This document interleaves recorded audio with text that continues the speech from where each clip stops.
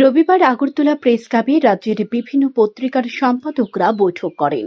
বৈঠকে পৌরোহিত্য করেন রাজ্যের বরিষ্ঠ সাংবাদিক তথা শান্তন পত্রিকা ও শান্তন টিভির সম্পাদক সুবল কুমার দে।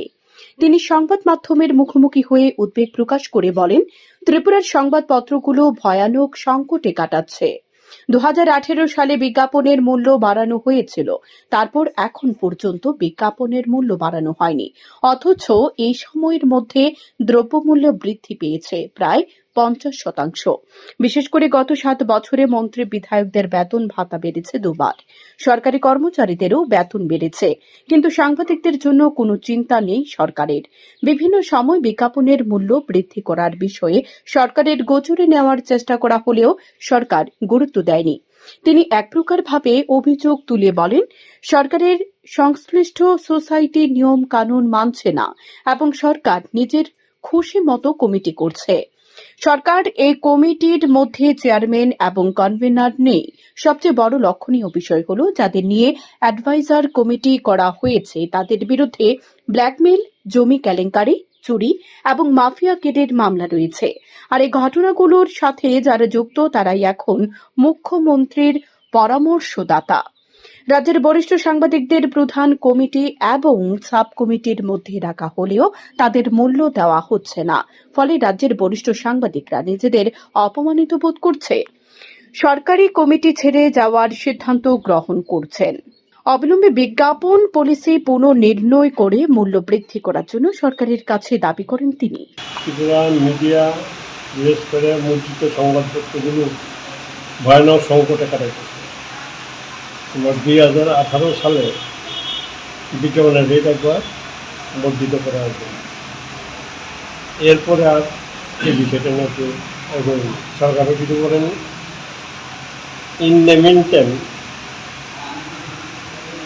তোমার মিডিয়া ব্যবহৃত জিনিসপত্রের দাম 50% বেড়ে গেছে। নিউজ প্রিন্ট, কালি বা অন্যান্য সামগ্রী, তোমার নিউজ সংস্থা, কর্মচারীদের পেমেন্ট, অন্যান্য সুযোগ সুবিধা প্রদান, এগুলো তোমার 35 থেকে 40% মতো বাড়ছে। কিন্তু এই 7 বছরে সরকার এমএলএদের বেতন ভাতা বাড়াইছে, মন্ত্রীদের বেতন ভাতা বাড়াইছে 2 বার, কর্মচারীদের বেতন ভাতা বাড়াইছে, কিন্তু সাংবাদিকদের যে এত গুরুত্বপূর্ণ সংগঠন, যেখানে 4-5 লোক কাজ করে, তাদের বিষয়টা নিয়ে চিন্তা করে না। এইগুলি টাইম টু টাইম চেষ্টা করা হয়েছে সরকারের নজরে নিতে, সরকার বিষয়টাকে গুরুত্ব দেয় না। নিউজ সোসাইটি তোমার গত 55 বছর ধরে এই কাজগুলি করে আসছে। সরকারকে পলিসি তৈরি করা, সাংবাদিকদের এক্সিবিশনের পলিসি তৈরি করা, এগুলো আমরাই করে দিয়েছি সরকার। এখন দেখা যাচ্ছে এইগুলির ক্ষেত্রেও কোনো নিয়মকানুন যেগুলো, সে পদ্ধতি যা ছিল তাগুলি সেগুলো ব্যবহার করে ইচ্ছা মতো, খেয়াল খুশি মতো লোকজন এখানে নিয়ে কমিটি করা হচ্ছে। কমিটি আছে, কমিটির চেয়ারম্যান নেই, কমিটির কনভেনার নেই।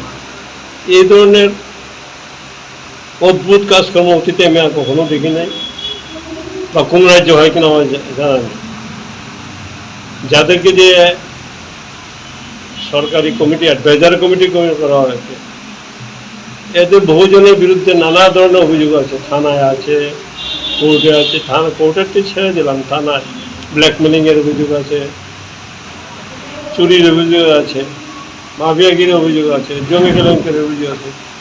এরা হয়ে গেছে মুখ্যমন্ত্রীর পরামর্শদাতা। একটা পরামর্শদাতা কমিটি করা হয়েছে, যে মেন কমিটি, সেটা মুখ্যমন্ত্রীর চেয়ারম্যান। বাকি সব তোমার আগরতলা যারা নন ক্রিমিনাল আছে তাদেরকেও এই কমিটিতে রাখা হয়েছে।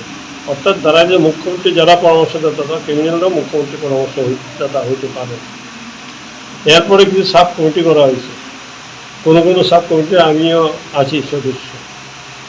আমি মেন কমিটিরও সদস্য, সাব কমিটিরও সদস্য। সেই সাব কমিটির কাগজ আমি আজ অব্দি পাই নাই। তো আমাকে একদিন ফোনের ডাইরেক্টর বললেন, স্যার মিটিং আছে। আমি কিসের মিটিং? বললো এক্সিবিশন কমিটির। আমি কোথায় কাগজ? এক্সিবিশন কমিটি সে মিটিং করলো, মিটিংয়ের বসে টেলিফোনে করেছি। আমি আমাকে তো কেউ টেলিফোনে বলে না, টেলিফোনে হয় নাকি? সরকারি কাজকর্ম টেলিগুলো হয় না, সরকারি কাজকর্ম করতে গেলে নোটিফিকেশন দিতে হবে, ক্লিয়ার নোটিফিকেশন দিয়ে করতে হবে।